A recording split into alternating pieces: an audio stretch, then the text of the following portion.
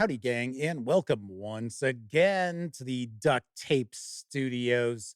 I'm Jeff McAleer, your host here at the Gaming Gang channel. Thanks for joining me once again. It's time for yet another Paizo preview as I give you a first look at what's arriving from our friends over at Paizo Inc. this month. And keep in mind, everything we take a peek at today is hitting stores on November 20th.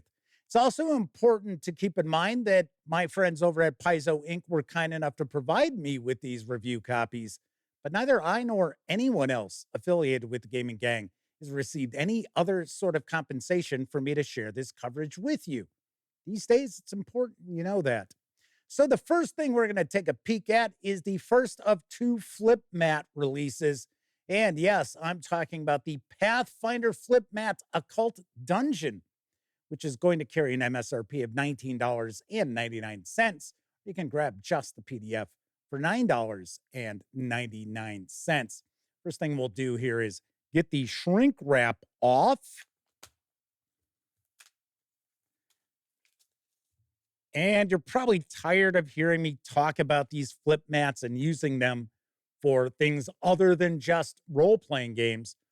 But once again, if you happen to play skirmish level miniatures games, these work really nicely. Of course, you can use markers on these. You can use wet erase, dry erase, and permanent marker, as long as you use a dry erase marker over it to wipe it off. So here we've got our first side of the Occult Dungeon. And this is 3 panels by 3 panels here. And then on the other side, oh, this looks pretty cool. So this is the occult aspect of the dungeon, obviously enough, with what appear to be summoning circles. Here is the bottom there as well. And of course, nice, thick, treated cardstock here. So these will hold up really nicely if you're picking up flip mats for either your role-playing games or for miniatures games as well. Now, there is another flip mat release we're going to be taking a peek at, and it is the Starfinder Flip-Mat Planetary Terrain Multi-Pack. This is going to include 2 dual-sided flip mats. It does carry an MSRP of $29.99, or once again, you can grab just the PDF for $9.99. So let's take a look at this. So, of course, if you're playing Starfinder, these will work very nicely. Of course, also if you play miniatures such as, say, maybe Stargrave, this will come in very handy too. So it looks like, first off, we've got a bit of a desert planet.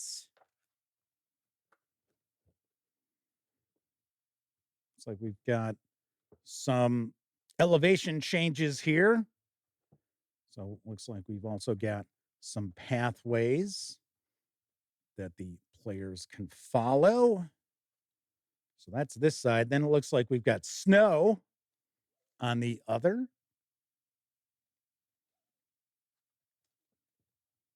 Taking a peek there. Next, we have...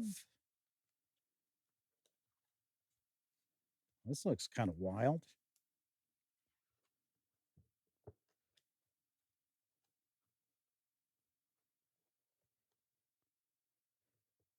That's kind of weird looking.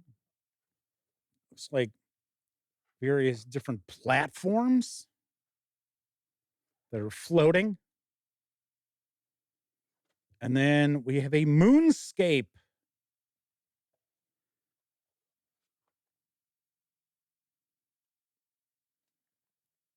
And it appears that we have a meteor strike right there. That's nice. Very cool. All right. So once again, this is the Planetary Terrain Multi-Pack. Now, we also have 3 decks of spell cards for Pathfinder Remastered Edition. So we're going to be taking a quick peek at the Divine Focus as well as the Occult. So the reality is these cards are all going to look the same, so there really isn't any difference. So we're going to dive on in, take a look at the first deck, and this is our Divine Spell Cards. Call down the might of the gods with Pathfinder Remastered Divine Spell Cards. This must-have accessory for Divine Spellcasters contains more than 160 spell reference cards, covering every divine spell in the Pathfinder Player Core and Player Core 2, giving players immediate access to key game details at a glance. All right. This carries an MSRP of $27.99. You'll be able to grab the PDF for $14.99. Let's get the old hobby knife here.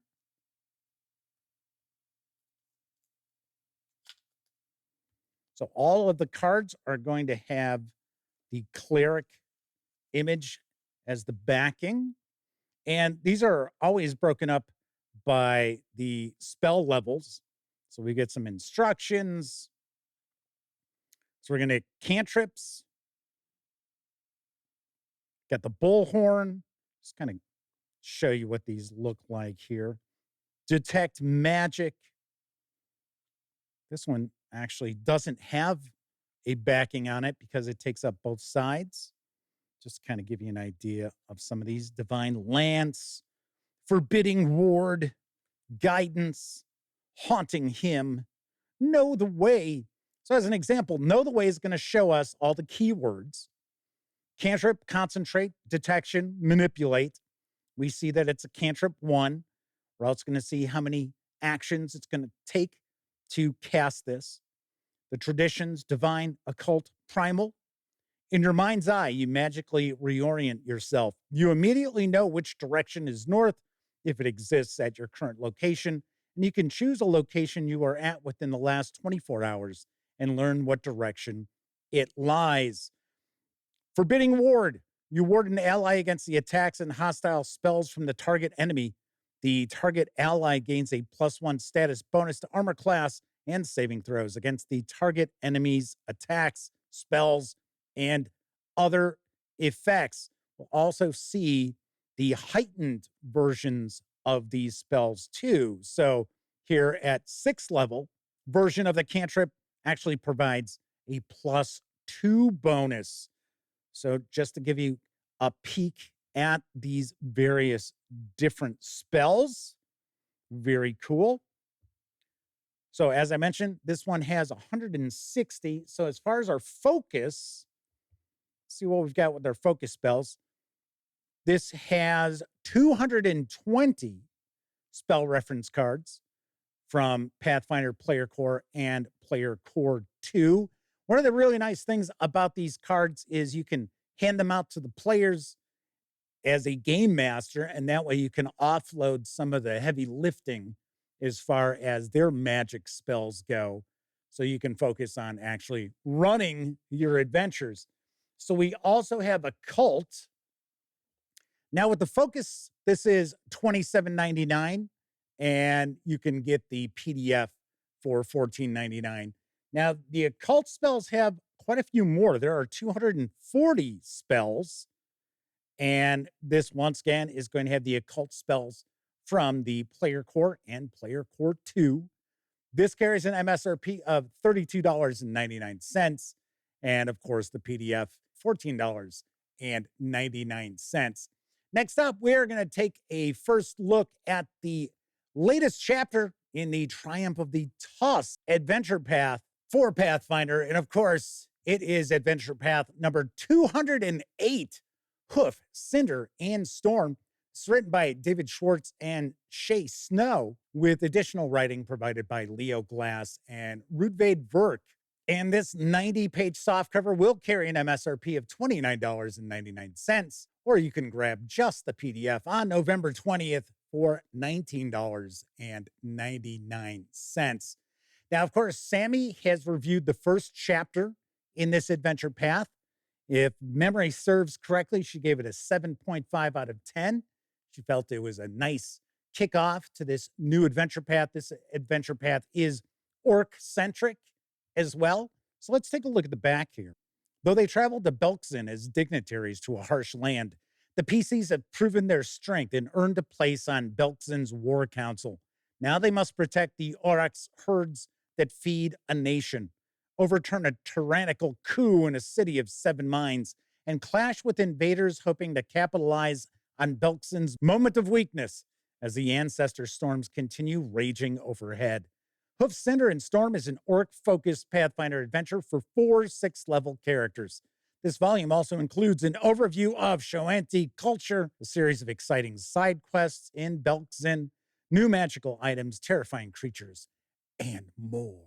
So let's take a peek inside. Now, keep in mind, this is an adventure.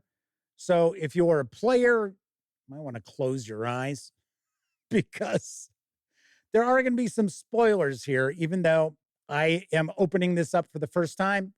Probably going to see some things here that'll ruin some surprises. Of course, we're not going to look at each and every page, though. So we've got our credit page here. Let's make sure we give credit where credit is due. So quite a few artists were involved with bringing this to life, as well as writers, developers, editors, and so forth. So it looks as if we're going to have 3 chapters to Hoof, Cinder, and Storm, Stampede of Bone, the Battle for Blister Well, and Tracks of the Past.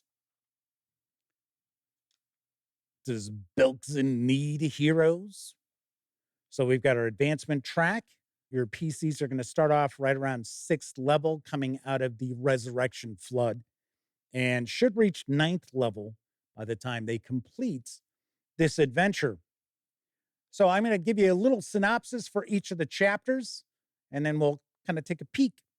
The Torrent Moot celebration was not the diplomatic coup Ardak's steward of Urgur hoped it would be, though the days leading up to the main event went relatively smoothly. When the rains finally came, they brought not new life, but terrible magic. Necromantic energies animated long-dead orcs that now rampage across Belkzen, and spectral weather called ancestor storms sweep across the skies. What's more, there are signs that rival orc holds are exploiting the chaos, perhaps even collaborating with whatever caused this resurrection flood to undermine Ardax's leadership.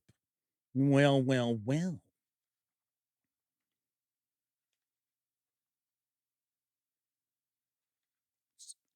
Gonna flip on through. Oh, that's kind of wild. Kind of like an orc Etten.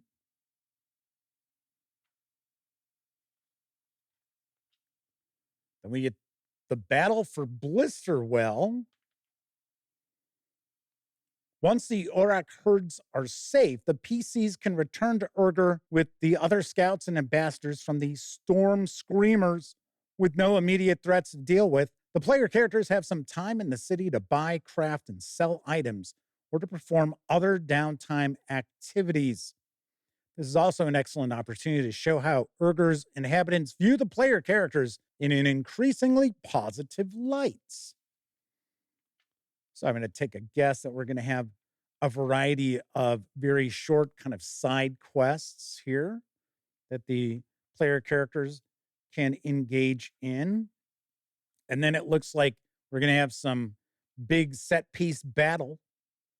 Otherwise, it wouldn't be called the Battle for Blisterwell, right? Then we have Tracks of the Past. Having proven themselves capable negotiators and warriors, the player characters are able to enjoy a few days of recuperation and rest, as well as spend time exploring the starting changes in Blisterwell. The Haskadar Hold is already preparing to support Ardax by strengthening their defenses and beginning the manufacturing of goods and weapons. After a night of solid rest, a stir passes through the orc hold and murmuring starts of a large orc warband making their way toward Blisterwell.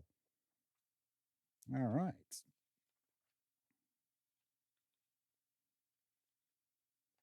Looks as if the player characters are going to be dealing with some human factions here.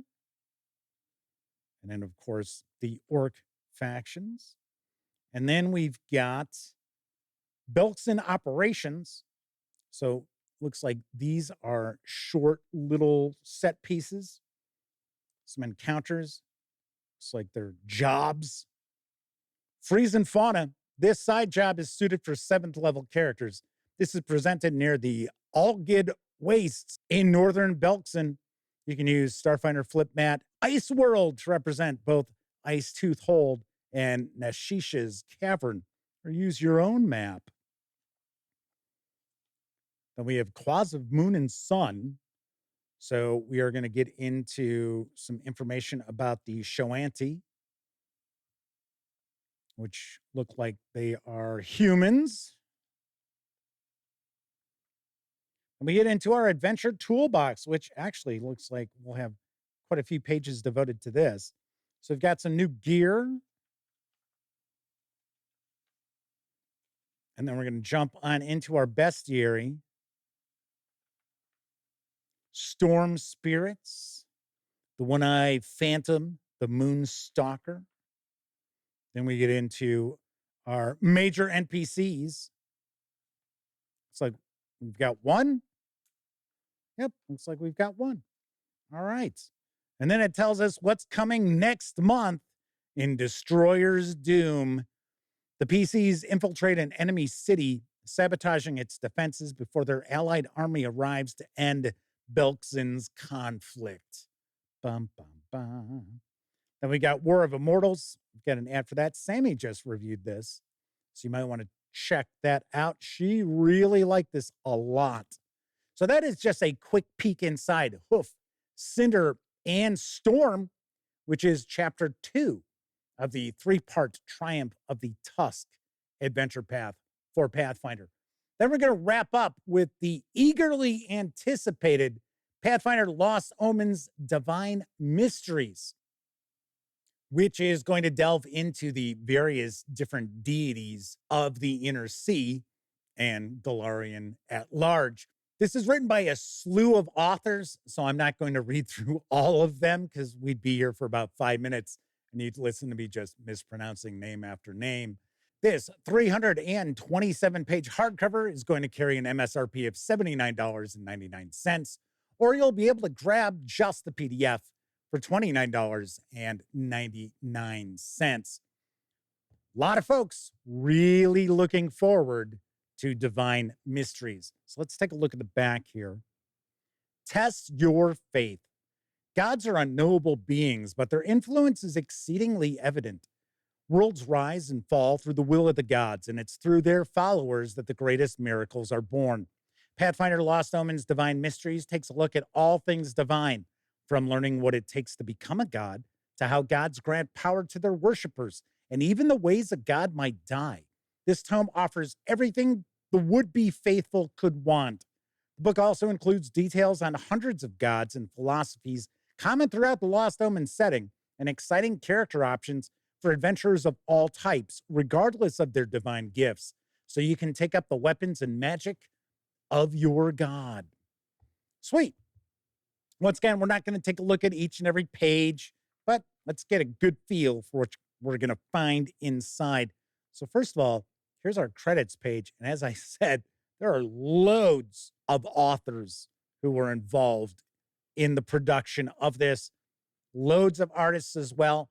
This is a major release for Pathfinder Remastered. Chapter 1, Secrets of the Divine. Chapter 2 is the Inner Sea Gods. Chapter 3 will be Other Gods. Chapter 4 is Exploring Divinities. And Chapter 5 will be Divine Power. And we'll have an appendix and glossary and index. So it's pointing out that this book refers to several other Pathfinder products: Dark Archive, Player Core 2, Rage of Elements, Secrets of Magic, Treasure Vault, and War of Immortals. So let's keep that in mind. So we're going to get an introduction here. Looks like we're going to start off with a bit of fiction. That's pretty cool artwork. I like that splash. Witness to the Divine. So it appears as if this is being written as if this is a presentation from someone, because each of the chapters so far we see start off, "My lady," and then it's "your loyal servant, Yavali. So, talking about devout worshipers, it is a truth well acknowledged that gods must often work through mortal proxies. In fact, I have discovered some mortals erroneously believe their faith is what empowers the gods. I confess, my lady, I originally laughed off the thought, considering the mortals to be putting on airs. That's kind of cool.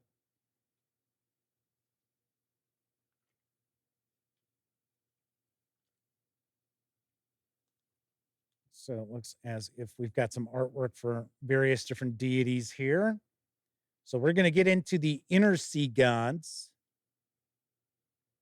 I've attached my previous reports on significant inner sea deities in the following section. Though my lady, no doubt, is familiar with the contents of these files, both due to reading my original missive and due to your own familiarity with your peers, their inclusion is for the sake of completeness and easy reference. We must be kind to the researchers who follow in our footsteps. So it appears that this information is going to be coming from a specific point of view, not as if this were some sort of deities book, right? It's not deities and demigods for Pathfinder Remastered. Just taking a peek here. Looks like we've got a lot of stuff. And it appears that each of the deities has 4 pages devoted to them. So, as an example, we've got Lamishtu, Mother of Monsters, areas of concern, aberrants, monsters, nightmares. Edicts bring power to outcasts and the downtrodden, indoctrinate others into Lamishtu's teachings, make the beautiful monstrous, reveal the corruption and flaws in all things. We're going to get all this broken down. Devotee benefits, clerical spells, divine font, divine skills, favored weapon. So then we get into the actual church followers, holidays, relationship with looks like other deities. Lamishtu considers most of the other gods her enemies at worst and future victims to mold into monstrous forms at best. This attitude is likely a continuation of her hatred and rivalry from her days as a demon lord. And different allies and divine intercession. It's kind of cool. So this is going to be the entire second chapter. And then I think when we get into chapter 3, we're just going to be seeing some other gods, but probably going to have the same layout. We do, except just not as detailed.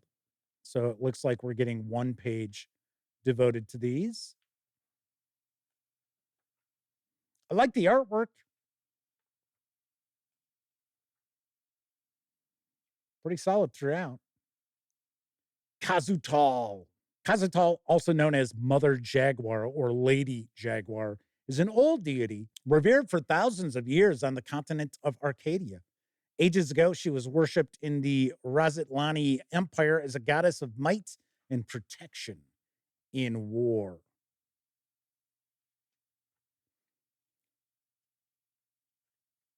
So now we're going to explore divinities. I think this is where we're going to get information about how one becomes a god or goddess. Well, maybe not. Looks like we're getting more details about some various different adjacent creatures or minor deities. So here we've got elemental lords. Well, I'll tell you what, if you had any interest in the pantheon of gods of Galarian, this is going to be a must have. I can tell you that right now. Goblin gods, infernal dukes, Orc gods, outer gods, and great old ones. Oh, yeah, there we go. Cthulhu, Haster, Nyarlathotep. Okay, so that's how I pronounce these.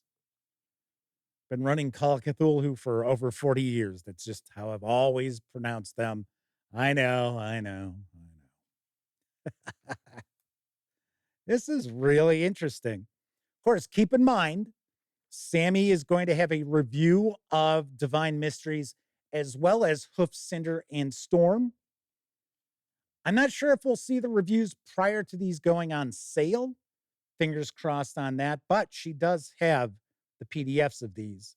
So we might actually get to take a peek at those reviews. And of course, once I get those in my hand, I will have those up on thegaminggang.com. So now we're into Divine Power. So this must be where we get information on how people or creatures become gods, become deities. It's like we're going to get into some of the player-facing content. So we've got some domains there.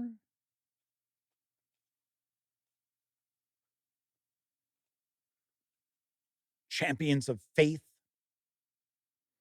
I've managed to meet many faithful during my research, but I find myself most admiring and fearing the champions of the gods. While I wouldn't dare question the dedication of any god's followers, it's been my experience that champions are generally the most willing to get their hands dirty, as it were. Whether they're jumping in to protect innocents, facing off against enemies of their faith, or slaughtering masses, I'm always in awe of a champion at work. All right. So different feats. Looks like we've got some new spells in the mix here also. So some new archetypes. The Rasmiran Priest. And then we're going to get into our appendix. And we've got a glossary and index. There we go. There's our glossary. Sweet. Very nice. Once again, Divine Mysteries is going to arrive in stores on November 20th, just as all the rest of the items that we've taken a peek at today. And this does carry an MSRP of $79.99, or grab the PDF alone for $29.99. All right, that is it for this month's Paizo preview. Once again, stay tuned because Sammy will have reviews of Hoof, Cinder, and Storm, as well as Divine Mysteries in the not too distant future. All right, that's it for this time out. If you like the video, by all means, please give it a quick thumbs up. Subscribe to the Gaming Gang channel if you haven't already. And if you do subscribe, don't forget, ring that bell. It'll not only let you know when I share the Paizo preview, it'll also inform you when my live stream, the Gaming Gang Dispatch, airs Tuesday, Wednesday, and Thursday evenings right here on YouTube at 7 p.m. Central. Of course, when you're not watching videos on the Gaming Gang channel, be sure to visit thegaminggang.com for the latest in tabletop gaming news, reviews, and a whole lot more you are not going to find here on YouTube, such as Sammy's aforementioned reviews. So don't miss out. You know the drill. Get your geek on at thegaminggang.com. Thank you very much for watching. Once again, I'm Jeff McAleer, and until I see you next time, certainly hope all of you get to enjoy plenty of great gaming with your gang.